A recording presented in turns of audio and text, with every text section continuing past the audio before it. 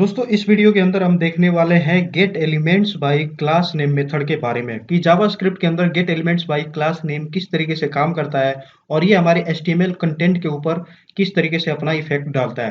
तो चलिए इस वीडियो को शुरू करते हैं और सीखते हैं gate elements bye class name method के बारे में। तो अगेन इसके नाम से यहाँ पे पता लग रहा है कि किसी भी एलिमेंट या फिर किसी भी टैग की अगर इंफॉर्मेशन हमें निकालनी है, यानी कि उसके अंदर क्या वैल्यू है, टैग के अंदर क्या वैल्यू डली हुई है, या फिर जो ऑलरेडी वैल्यू है उसको अगर हमें चेंज करना है तो हम इस मेथड को यूज कर सकते हैं अगर हम क्लास नेम की हेल्प से वैल्यू गेट करना चाहते हैं। तो पिछले वीडियो में हमने देखा कि कैसे आईडी की हेल्प से या फिर टैग नेम की हेल्प से कैसे हम गेट कर सकते हैं। अभी हम यहाँ पे क्लास नेम की हेल्प से देखने वाले हैं। तो चलिए हम यहाँ पे सबसे पहले एग्जाम्पल के थ्रू देख लेते हैं कि ये किस तरीके से हमारा काम करने वाला है। ये सेम कोड को ही हम यहाँ पे एग्जीक्यूट करके देखेंगे कि ये किस तरीके से काम करता है। तो यहाँ पे हम यूज करने वाले हैं gate elements bye class name. तो यानी कि क्लास नेम की हेल्प से अब हम गेट करने वाले हैं। पिछले वीडियो में हमने टैग नेम की हेल्प से किया था। तो अब हम सबको यहाँ पे क्लास दे देते हैं और क्लास यहाँ पे सबको सेम ही दे देते हैं, जैसे कि EXP। यहाँ पे इन तीनों पैराग्राफ को हम EXP दे देते हैं।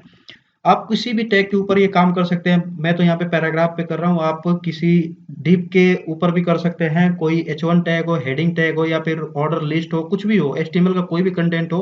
अगर यहाँ पे मल्टीपल इस तरीके से आ रहे हैं तो आप उनको आसानी से इस तरीके से गेट कर सकते हैं। इवन सिंगल भी हो, जैसे कि मान लीजिए किसी एक ही पैराग्राफ हो या कुछ भी टैग हो, अगर उसको ही आप चेंज करना चाहते हैं तो आप यहाँ पे gate elements bye class name की हेल्प से भी कर सकते हैं। तो देखिए हमने क्लास यहाँ पे दे दिया है EXP, ठीक है।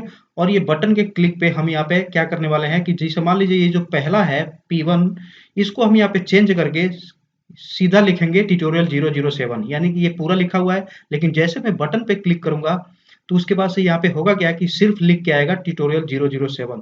तो इसको हम कैसे करने वाले हैं ये हम यहाँ पे देखने वाले हैं।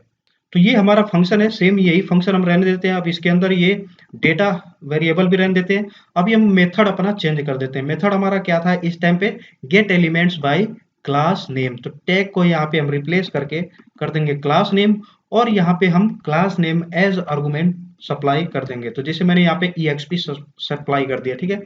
तो इससे होगा क्या कि ये जैसे ये मेथड कॉल होगा, यानी कि ये हम जैसे बटन पे क्लिक करेंगे तो ये फंक्शन कॉल होगा, तो ये फंक्शन के अंदर जाएगा। फिर वो देखेगा कि यहाँ पे क्या हो रहा है, document dot gate element by class name, यानी कि यहाँ पे ये फंक्शन कॉल हो रहा है।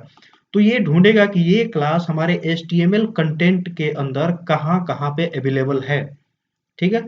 एक बार और आप सुन लीजिए, ये जो मेथड होता है ये ढूंढेगा कि ये जो क्लास हमने इसके अंदर पास किया है ये हमारे इस HTML के अंदर कहाँ कहाँ पे अवेलेबल है।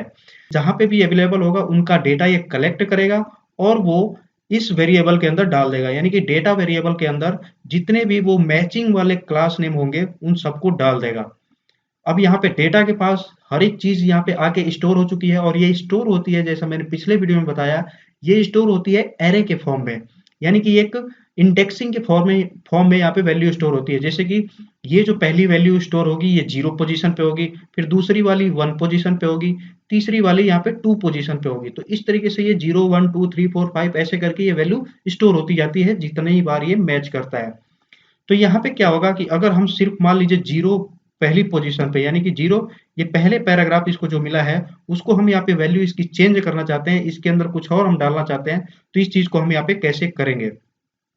अब हमें ये लिखने की जरूरत नहीं है, अब हम सीधा यहाँ पे लिख सकते हैं कि जो हमारा डेटा था, यानी कि डेटा वेरिएबल ऊपर आप देख सकते हैं, इसके जो 0 पोजीशन है इसका जो इनर HTML है, यानी कि अभी मैं इस लाइन का आपको मतलब समझाता हूं। जैसे कि मान लीजिए डेटा के अंदर सारा वैल्यू आ गया है, ठीक है जी। अब डेटा के 0 पोजीशन, यानी कि जो पहली बार जहां पे ये क्लास मिला था तो उसका जो डेटा है उसके वैल्यू को अब हम यहाँ पे रिप्लेस कर रहे हैं। तो ये इनर HTML के थ्रू हम उसको रिप्लेस कर सकते हैं। तो अब हम क्या करना चाहते हैं कि उसकी जो वैल्यू है अब हम सेट करना चाहते हैं। जैसा कि मैंने बताया कि यहाँ पे मैं करना चाहता हूँ ट्यूटोरियल 007, ये कल्ला ट्यूटोरियल 007 ही मैं रखना चाहता हूँ। तो इसको मैंने यहाँ पे किया और उसको मैं सेव कर देता हूँ। अब सबसे पहले हम इसकी आउटपुट देख लेते हैं कि क्या हम जो एक्सपेक्ट कर रहे थे वो यहाँ पे आ रहा है कि नहीं। तो देखिए रिफ्रेश किया मैंने और जैसे मैं इस पे क्लिक करता हूँ तो आप देख सकते हैं जो पहला पैराग्राफ था ये ट्यूटोरियल 007 में कन्वर्ट हो चुका है। ये कैसे हुआ एक बार और समझ लेते हैं कि मैंने सबसे पहले यहाँ पे पैराग्राफ लिया, इसको हम हटा देते हैं क्योंकि इसका रोल यहाँ पे अभी फिलहाल नहीं है, ठीक है। तो ये पैराग्राफ हमने लिया, इसके बाद से एक बटन लिया, तो हम ये चाहते हैं कि जैसे बटन पे क्लिक करें तो जितने भी ये पैराग्राफ हैं उनमें से सबसे पहले ये ढूंढेगा जो भी हमने क्लास इसके अंदर पास किया है। तो क्लास की हेल्प से हमने यहाँ पे देखा कि 3 पैराग्राफ है सेम क्लास के, तो इन तीनों को स्टोर कर लेगा वो डेटा वेरिएबल के अंदर। तो ये तीनों स्टोर कैसे हुए होंगे?